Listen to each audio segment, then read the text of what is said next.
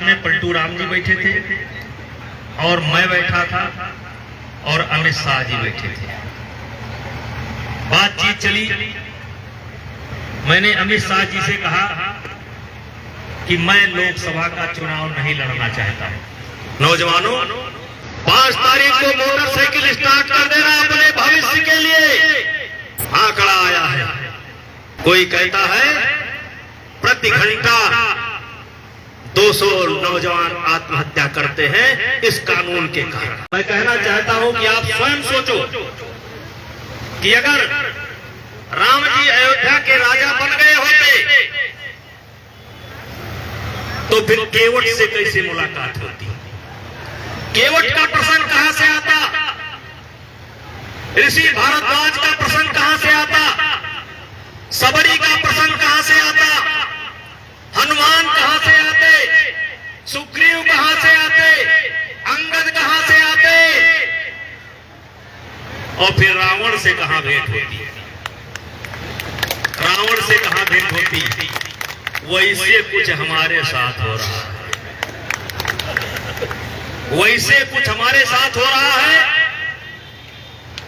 और इसी कारण से अयोध्या के संतों ने, मेरा मानना है कि भगवान ने मुझको जिस जिस काम के लिए आपके बीच में भेजा था, मैं समझता था कि मेरा सब काम पूरा हो गया, लेकिन इस घटना से पता लगता है कि मेरे लिए ईश्वर ने कोई काम और सोच रखा है। मेरे लिए ईश्वर ने कोई काम सोच रखा है और अभी तो मैं नहीं कह सकता क्या काम सोच रखा है। लेकिन अयोध्या के संतों ने 5 जून को राम कथा पार्क में सरजू के किनारे पूरे देश के संत होंगे, उन्होंने एक आह्वान किया है और हम सब लोगों ने मिलकर के तय किया है कि संतों के आह्वान पर, पूज्य संतों के आह्वान पर हम कम से कम 11 लाख लोग इकट्ठा होंगे, 11 लाख लोग इकट्ठा होंगे और संत उस दिन बोलेंगे और देश सुनेगा। संत उस दिन बोलेंगे और देश सुनेगा। और इसलिए मेरे भाइयों, आप सबसे आग्रह है, आप सबसे आग्रह है, संत जो भी बोलेंगे वो आपके ही लिए बोलेंगे। संत जो भी बोलेंगे वो आपके ही कल्याण के लिए बोलेंगे। और संत जो भी बोलेंगे आपके भविष्य के लिए ही बोलेंगे। हमारी आवाज को कोई नकार सकता है, प्रेम नारायण पांडे के आवाज को कोई नकार सकता है, पलटू राम की आवाज को कोई नकार सकता है, लेकिन देश के संतों की आवाज को कोई दबा नहीं सकता है, कोई नकार नहीं सकता है।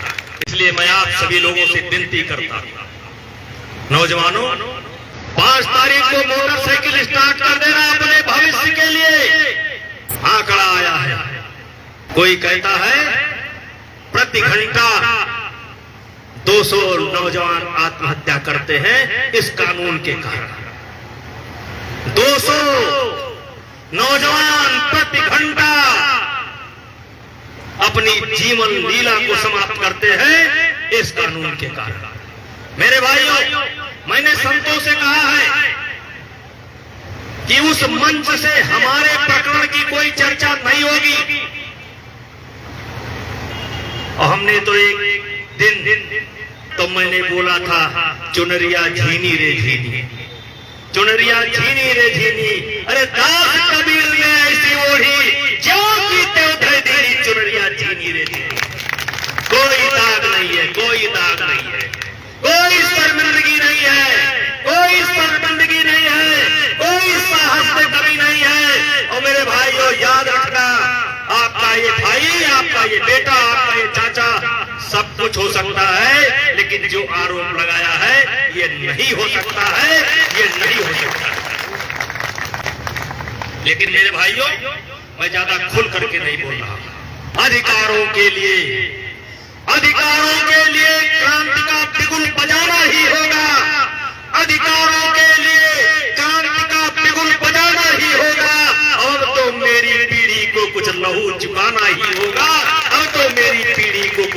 चुकाना ही होगा। इसलिए 5 जून अयोध्या, 5 जून अयोध्या। संत बोलेंगे देश सुनेगा, संत बोलेंगे देश सुनेगा। हम अभी बोल नहीं रहे हैं, कोई बड़ा काम होना है, कोई बड़ा काम होना है, पूरे देश के लिए होना है, भावी पीढ़ी के लिए होना है, भावी पीढ़ी के लिए होना है, भावी पीढ़ी के लिए होना है, हमारे इन बच्चों के लिए होना है। आज जो चाहे जिसकी जिंदगी बर्बाद करते हैं, जो चाहे अगर कोई जिद कर ले कि मैं झूठ बोलने पर उतारू हो जाऊं, और कोई लड़का IAS बन रहा हो, IPS का सपना देख रहा हो, सेना में जाना चाहता हो, कोई उतारू हो जाए तो उसकी जिंदगी को बर्बाद कर सकता है। मेरे भाइयों, मेरा इशारा समझो, अधिकारों के लिए क्रांति का बिगुल बजाना ही होगा, और तो मेरी पीढ़ी को कुछ लहू चुकाना ही होगा। जब बहराइच में अमित शाह जी से हमारी मुलाकात हुई, तो उस मुलाकात में पलटू राम जी बैठे थे और मैं बैठा था और अमित शाह जी बैठे थे। बातचीत चली। मैंने अमित शाह जी से कहा कि मैं लोकसभा का चुनाव नहीं लड़ना चाहता। सुनिए, 2014 में मैं रिटायरमेंट लेना चाहता था। मैंने कहा मैं चुनाव नहीं लड़ना चाहता।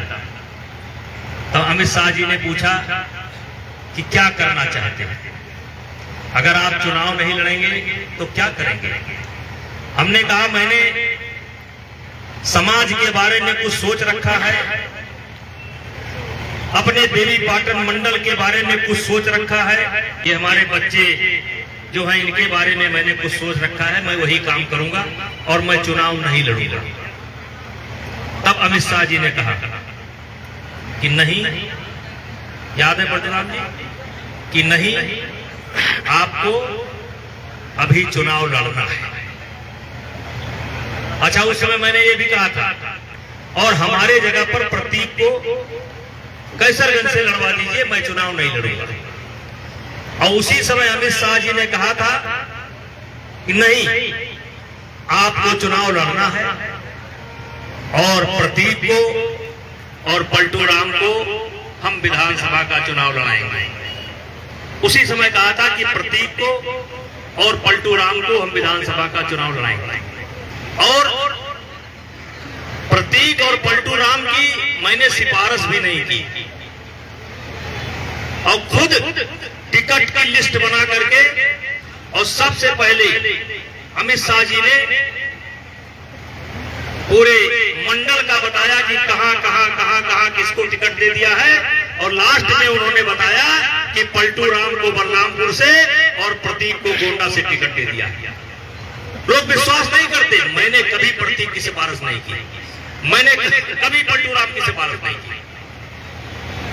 और मेरे भाइयों, ये संदर्भ मैं इसलिए उठाकर लेकर के आया हूं कि मैं 2014 में ही रिटायरमेंट लेना चाहता था। अब 14 भी बीत गया और 19 भी बीत गया और 24 आने वाला है।